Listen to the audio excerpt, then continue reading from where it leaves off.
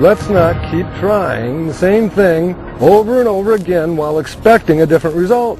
We've been expecting a different result for a long time now, and we haven't got one. Let's try something new and different. They're afraid to stand up because they lost the willpower and the power of the people, and they lost the communication with each other. If I can do it, they can do it. And I expect to see the rest of America get up and stand up for what's right. Like voting for people we know are not bought and paid for. Let's try that instead. I'm Wes Upchurch, and I'm 21 years old. I'm running for Secretary of State in Missouri. I'm Joshua Hansen. I'm 26, and I'm running for Congress in District 3 of Nevada. I got into all this craziness because I love my country, and someone's got to do something about it. They have abandoned the public, and you look at what happened in New Orleans, they weren't there. They're protecting the financial interests of multinational corporations and banks. What Americans don't know is that this government can now surveil you for 7 days without any approval.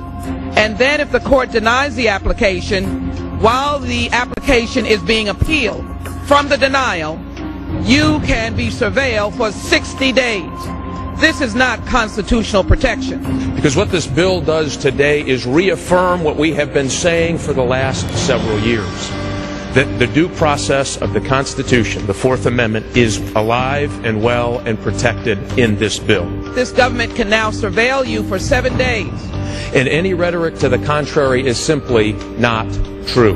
This bill undermines the ability of federal courts to review the legality of domestic surveillance programs. It's fear-mongering. It provides de facto retroactive immunity to telecom companies. For any of the U.S. citizens who believe that their phones are going to be unceremoniously and unjudiciously tapped or listened to is simply wrong. You can be surveilled for 60 days. Start off with Adolf Hitler. He didn't announce, you don't have any rights today.